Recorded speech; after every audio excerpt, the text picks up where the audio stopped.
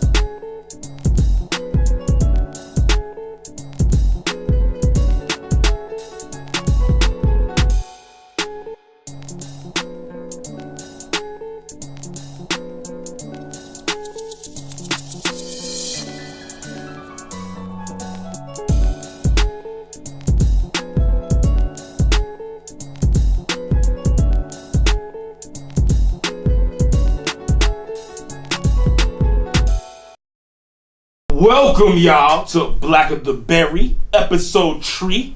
Yeah. My name is Dean. That's the Madman Los right there. What up, y'all?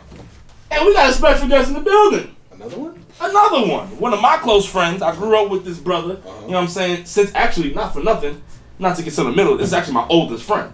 Okay. Oldest friend right here since fucking right there elementary school. My man Agstract. What's good, baby? Yeah, what's going on? That Tiger Love. Yeah, appreciate you coming on the show, man. Appreciate you.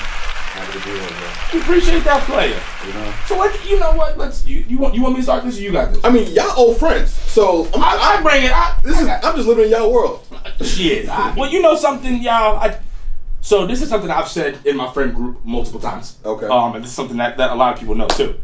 This is actually my favorite rap artist right here. Listen, growing up. I ain't gonna lie, I fuck with Dave East though, but fuck Dave East. I got love for Dave East. Fuck Dave killing it. Dave New rappers. I fuck with your shit too though, but you know. Dave East ain't Agstract. Fuck all that bullshit. Now, no offense, Dave. Yeah, to be politically correct. Yeah. So, listen. On the set. Fuck him. Now, now listen. This is something I said growing up because we had a group and there was a crew of individuals who rapped. Okay. I always said the same thing back then, and you know I'm telling the truth, and I'll say it right here on camera. Listen, even when all of them were rapping, because I didn't. You was the enforcer of the group. I just kind of sat there and was like, that's really what I thought it was gonna be. Yeah, Justin was the Bruce. Yeah. Even before he was big, he still was big. You know what I'm saying? He was big minded. He knew he was gonna be big. But all I said was like, yo, I think Ag was the best. Excuse me, Agstract is the best. I always. That's bringing it way back. Yeah, my bad. That's not his name. His name is Agstract, y'all. Forget what I just said. Yeah, it's okay. So, the man's a savage. His flow is ridiculous. What I like to. Oh, I'm about to do something bad. You remind me of J. Cole with a sicker flow. Oh, he's sick of Listen, I don't give a fuck. Listen. You know what? But this is. And you know what? Big shoes, No, I don't give a damn. I don't give a damn. You wanna know why? Cold world, real cold world. You know what the issue is though? Cold world get a blanket. I don't. No offense. I don't know Cole. That's true. Right? But you can know him. He's very personable. Oh, that's cool. But looks like a cool dude. I know him. I know where he come from, and when he's talking, even if I take all that away, it's like, yo, Agstract is dope. Yeah. My man's on Spotify. He's got the video Pleasure Island out right now. Yeah. Out now, man, on YouTube. The channel's Agstract, Agstract. Shameless plug. What's your Instagram? It's Agstract. It's, you know. Everything is simple. Everything's Agstract. It's like abstract. Just throw the G in there, Agstract. So you know what though? Before we get into what you're currently doing, let the people know, how did you even get into music, my brother? I mean, honestly, as you said, we used to just fuck around when we were like 11 years old, 12 years old, rapping and shit. And I ain't really take it serious, but I like rhyming. I like writing my own music. Like, you know, I like writing shit. Going back to the $1 Billion B-Boy days. Yeah, $1 Billion B-Boys, Ripset. Absolutely. Yeah, that was fun. But so that's how you got into it. Now, so for y'all that don't know, you know, my brother's educated. You know what I'm saying? He's got a BA in psych, and then he's also going to be going to grad school soon. He's going to get his doctorate as well. Yeah. So yeah. Stay educated, yeah. When you went into psychology, right? Mm-hmm. I thought there was a time because you know everybody was doing their thing, and then there was a time that you kind of had stopped with music, and now all of a sudden you've kind of came back with the venture. You never really stopped, but it seemed to me that you weren't going to do it. No, yeah, that's exactly right. And then you flipped the switch, and now it's like you're on. Exactly. Talk to the people. Why when you could be sitting behind a desk helping people with their problems, are you, instead of sitting behind a desk, you're releasing music to help them with their problems? Talk to the people. What made all that happen, baby? I like that.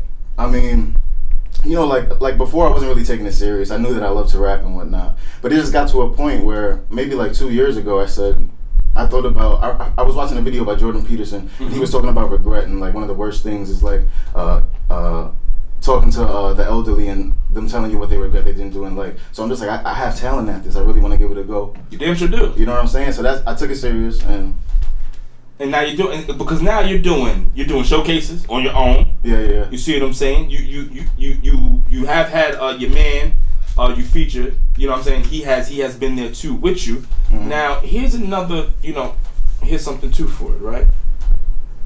What is it that drives you to do this? Like I know you just said you got the talent to do it, but what is it? Like, my brother, you could easily be a doctor. Legitimately, you could just be, a lot of hard work. Agstract to the Agstract PhD. You see what I'm saying? We ain't gonna throw his government out there for y'all. You know what I'm saying? If you want to stalk him, go fucking follow his Instagram. But y'all will never guess it. It's literally impossible. We ain't giving it up here. But what you know what I'm saying? What is that? And then mind you, you're a collegiate athlete as well. Like you have a lot of avenues that you could have took. Are you Master P secretly? Yeah, I wish. Man, I'll be rich as fuck. So I'm sorry. Your question one more time. We just wrapped up. I know that you got into it because you didn't want to have any regrets. Yeah. But what is it that continues to drive you when what's your motivation? You got the PhD, baby. Honestly, I just want to keep on making great music, and ultimately, I want to win a Grammy. Like, I want to make the highest level of music that I can make, and I think I have the talent to be the GOAT. You know what I'm saying? So I'm just working towards that. I like that. Now, that's a soundbite right there. Nah, I don't want to be a dickhead. We just talked about the Grammys. Yes, it's okay. I don't. But you know, Agstract, you know how I give it up, baby. Shout out New York. Shout out the Bronx. Here's my thing.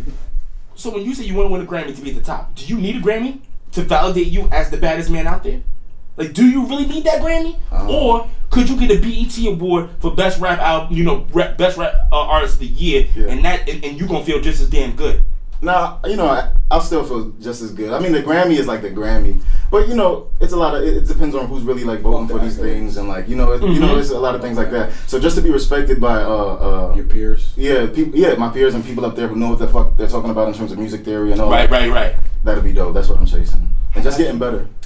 I got you. I got a question for you because I think your sound is very unique in terms of up and coming artists and even artists who are already established. No one really sounds like the music you. It's very abstract. Exactly. And you know what it is, and what I like about it is very fun. Like very fun sound. Hell yeah! It's Thank so you, fun. bro. That's dope. It's so fun, and I personally like Wild and Crazy. Wild and Crazy is dope to me. You know what I'm saying? Like it literally reminds me of like It was Wild and Crazy out now. The new single out now. It reminds me of like songs I used to pregame to in college. You know what I'm saying? So it's like, you know, a little techno feel. It's different. Absolutely. So I'm like, oh, and it's like, your sound, like, how did you? I know you want to be unique, and I get the whole play on your name, Agstract, you know, Abstract. So, what? Like, tell me, how does your process of picking beats and your leveling your pitch and all that stuff? How do you like in your brain? Do you have like a certain sound you might go for a beat? Like, walk me through like the actual selection of a beat and how to start to finish. I think a lot of my rapping peers will agree to this, that like, you know, like when you go through beats and as an artist you hear the beat and you know which one it is. You know you know if that's the one that you like to. Yeah, exactly. Like it just tunes in with you. So it's just that and building off of that. Now do you so you're in the booth, do you is it freestyle? Are you writing stuff down? Are you like a note guy on your phone? Or I got them in the phone. I mean, it might be, you know, sometimes it depends. Sometimes I go in there with the whole song written. Sometimes I just go in there and I know that I'm going to write in the studio. You know, the studio has like a weird way of just pulling like lyrics out of you. Yeah. So now, it really depends. Now, cool. I got a question. When, you know, and say something to the people. So, once again, as I've known this brother for a long time. So, I would, you know, I think I can go out on a limb and I can say this, that, you know, Ag is, you know, I wouldn't say shy, but shy. Like, you know what I mean? Yeah. Right? Yeah. So, I mean, he's known me since. yeah. You know what I mean? Like, Agu was quiet. Used to like, you know what I mean? Like this is how, like, excuse me, Agstract gave it out. So, my question to you is, when you're performing, how surreal is that for you? Because you're like an introvert extrovert. Yeah. So does it, like, as much energy as you're getting from the crowd, are you giving a lot too? Like obviously because of your performance, but does it take a lot out of you just to be up there in front of all these people, giving them your art and like judge it? I hope you like it. If you don't, suck my dick.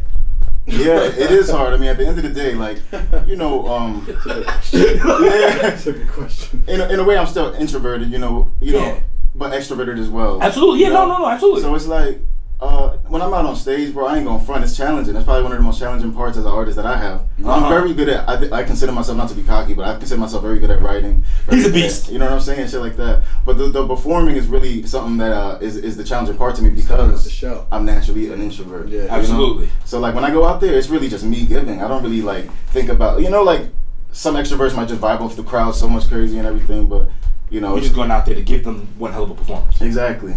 So, so you said you got Wild and Crazy, you got Pleasure Island. What ultimately is are you dropping singles right now? Are you working on a project? Is there an album coming? Is there an EP? The world wants to know. Yeah. We need to know. Yeah. 11, an album I'm dropping in May. It's called 11. It's coming out. It's gonna be fire, man. Why 11? Favorite number?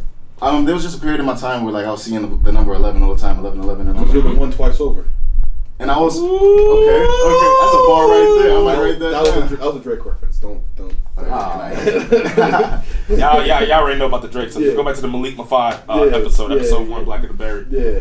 You're the one, I'm the one twice over. I'm the new 11. That's what he said. Yeah. And my lacrosse number was 11, as you know. I was about to say that. Yeah. See, I knew there was some kind of correlation to it. You know. Mm-hmm. All right. So what can we expect from 11?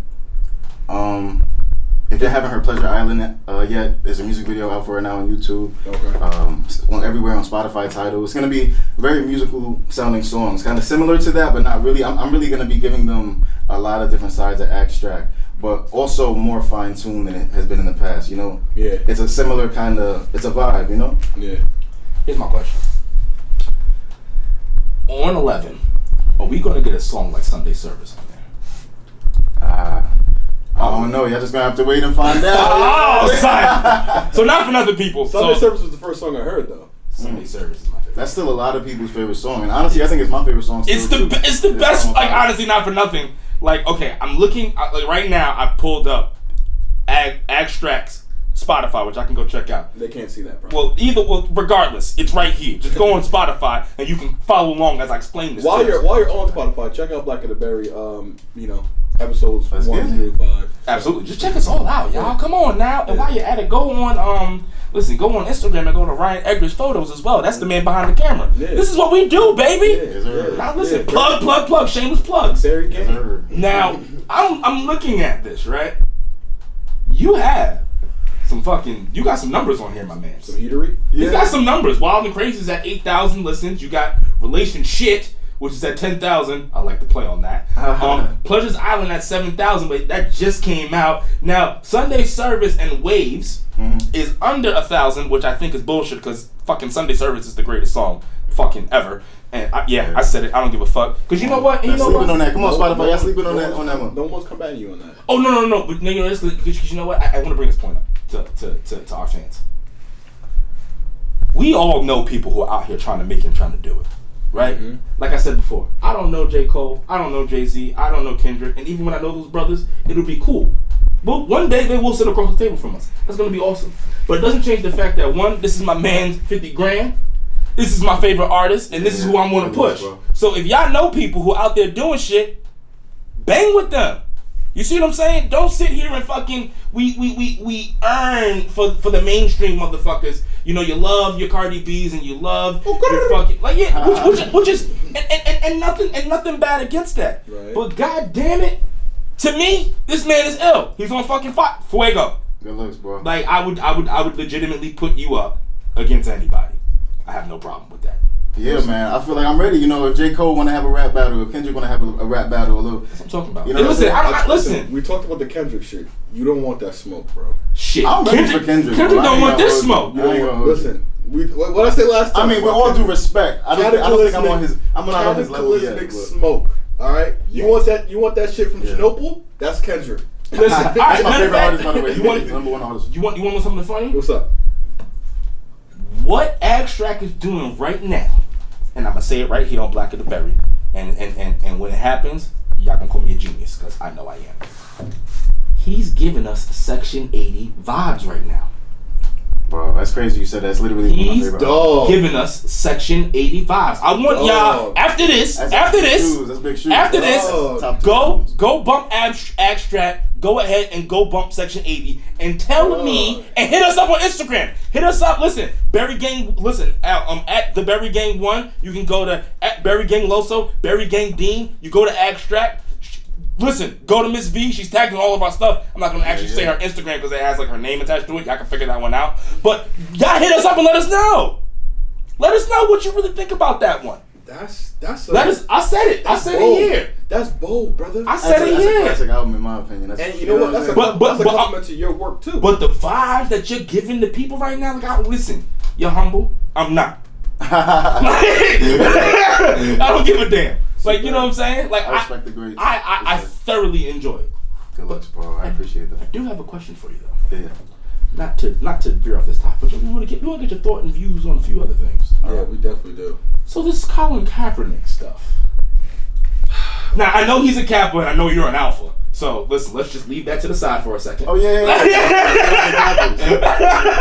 We're gonna leave it to the side for a second. Now, what are y'all thought processes on, you know, what's going on with Kaepernick? You know, he just won his settlement. I think it was like for 50 million or 80 million or something. Between 50 and 80 million or something like that, I believe. Okay. The AAF offered him to play over there. You know, he declined that. Shout out to the AAF, man. New football league. Football's actually year round. Excited to see that. Yeah, wait until the year after when Vince McMahon comes back with the XFL. I can wait on that. You know what? Season 2 of the XFL ruined it for me. They didn't have a season 2. They only had season 1. No, they had a season 2. No, they didn't. Yes, they did. Look it up. They had a season 2. No, they didn't. Yeah, they did. No, they didn't. Really? Yeah, they did. Bullshit. Listen, people, y'all look it up and y'all comment below and let us know if they had a season 2 or not. Awful. Nah, I think you're fucking bullshitting me. It was awful. Bullshit. All right. Anyway, regardless, This this ain't it. This ain't the AAF is real deal. You got Bill Cunningham. You got NFL guys in here. You don't got Vince McMahon and the nigga from motherfucking Fox running from SNL and shit running this shit. Now this is legit football guys, football minds running this shit like a real business. Okay, well, we're going to get to the AAF in a second. Okay. But my thought is, Kaepernick, right? What are your thoughts on Kaepernick and just basically what just happened right now in the NFL with him beating him and Eric Reed? First of all, let's pause the Kaepernick first, but let's talk about Kareem Hunt for a second. Oh shit! Because excuse me. Kareem Hunt got motherfucking. You know, you look like a big football guy. You play football, right? Yeah, I played football. All right. See, so Yeah. you can attest this as a He former played on player. that same team with a whip Longwood's ass. Excuse me, I don't know what that is. Facts. Facts. Yeah, I don't know what that is. Yeah. Wrong word, but we would have. That's what I'm talking I about. don't know what they're talking about. But yeah, so Kareem Hunt, he got into the domestic, altercation with the white lady, right?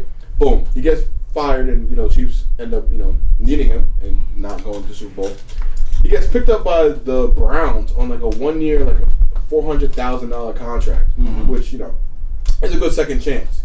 But then you got people like Colin Kaepernick still yet to get signed. So let's first ask that question first. How do you feel about that? It's because, this guy's slapping white women around and still got a job. Colin Kaepernick didn't even touch anybody. Yeah. Honestly, yeah, I think that's a problem. There has to be some sort of like a hierarchy of offenses, and if you're assaulting women or assaulting any human being, but that's supposed to be the highest account, because we saw what happened to the kicker, Giants kicker, John Brown, right?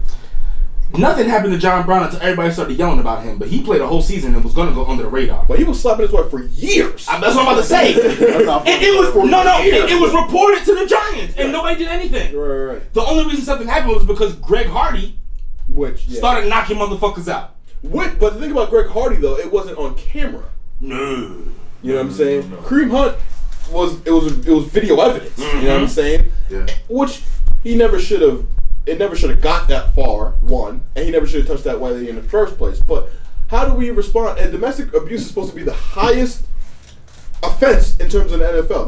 They can stand for anything. They can stand for the drugs, guns, all that other shit. But they cannot stand for the domestic abuse. Not to mention the motherfucker's big as hell. Like, come on. Like, Yeah. You know what I'm saying? Look at Ray Rice. Ray Rice never got a chance after that shit.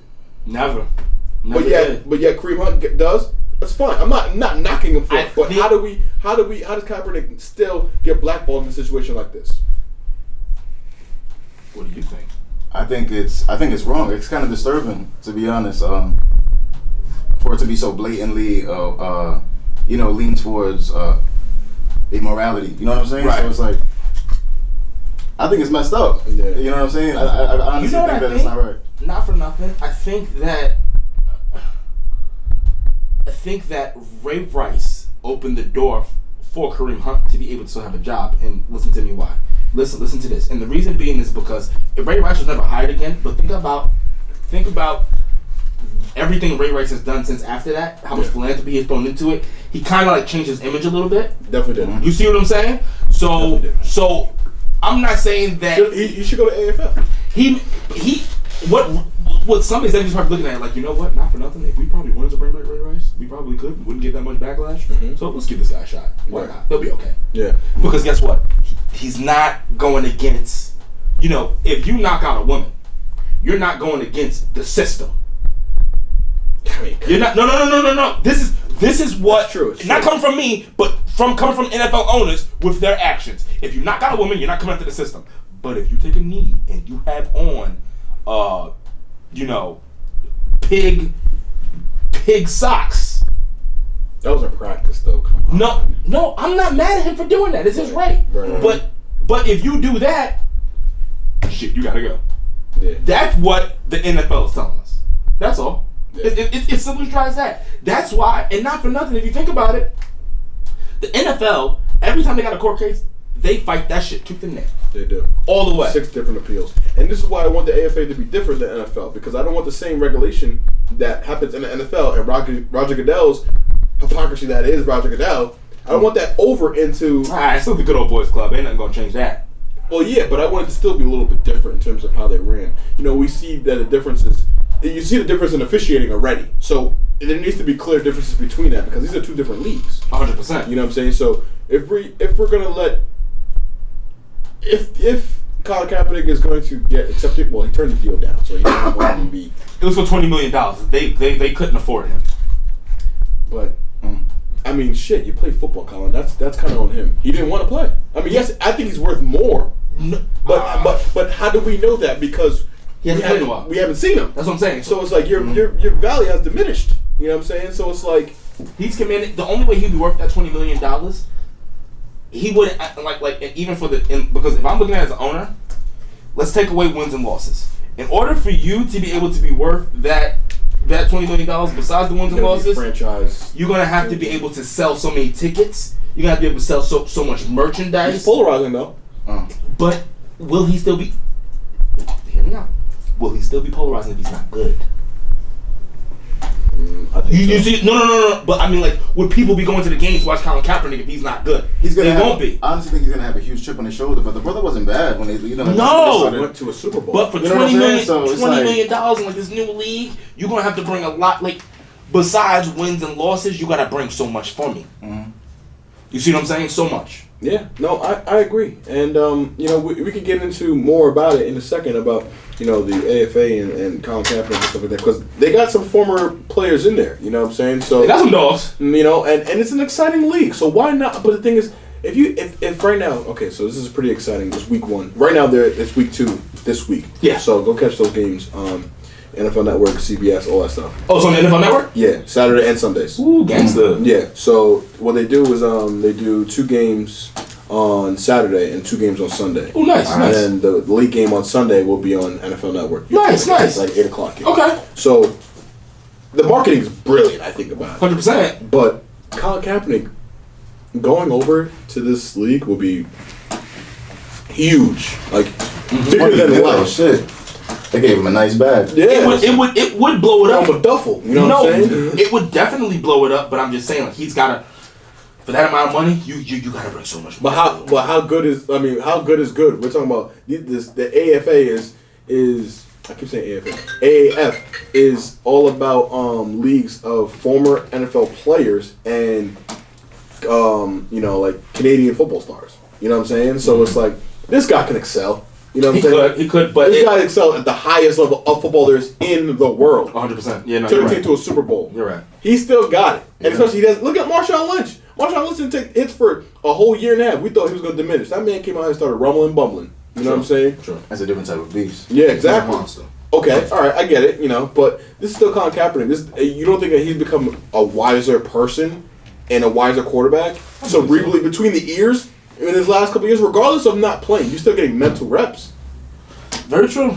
Very true. You know what I'm saying? So, I mean, the AFA is one thing, and I think, you know, you being a musical artist, I think that you have a lot of influence on the world in terms of your music and stuff like that. So, how can we help people get more aware about situations like this Colin Kaepernick thing, and like not even just about Kaepernick, but what his protest is? You know what I'm saying? Do you think through music and through using our platform like this is a way to reach these people? I think it is. I mean, I'm not gonna say it's a responsibility. You know, You don't think so? I mean, and I think it's my responsibility, but I can't say it's everybody's responsibility. But it's like it is something that needs to be known for as truth, and things, you know, As American citizens, things can't get misconstrued as something that is not. Right. People got to know what's happening. Like originally, there was a misconception about what his nail was even about. You know what I mean? There still is. And white folk was getting mad just because he thought that he was disrespecting America. But it's like, nah, with disrespect where he was making a notice of innocent black people being killed. Mm-hmm. You know, and Nah, I agree. so I just think the truth always has to be known as the truth. I got you. I mean, I'm with you on that one, man. So it's responsible to music artists like yourself, you know, content creators like us. Mhm. We gotta put our foot forward and try to make things more aware and spark these conversations that need to be heard and happened. You know, so Absolutely. Yeah. So yeah, man. I mean, it's up to us, man. We gotta do better. Keep it going. We gotta do better. All right. Well, listen.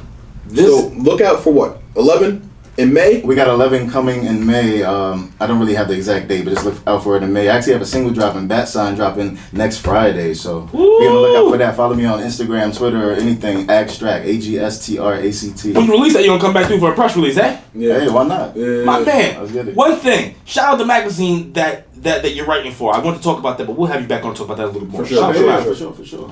You know what I'm saying? Shout out to Mac. You right? Yeah. Shout out Flawless Fab. Shout out Jay Davis, NYC. You know, doing that thing. Hit them up if you need any type of branding help. Doing good work. All right. Listen, we'll talk about. Listen, you said branding help. We're gonna talk to you about that a little after this episode. Absolutely. You know what I'm saying? Listen. So Blackberry season what, 2? Season 2, episode 3. From my man, Yeah. my good old friend Dean. Agstract in the building. We love y'all. Peace, blessings, Yes, sir. and soul. All right, y'all, we out. Cause these days it feels like the sky might fall. I'll be patient, waiting for my day to call. I'll be can't see clear, it's dark outside, but it should be just fine in the summertime.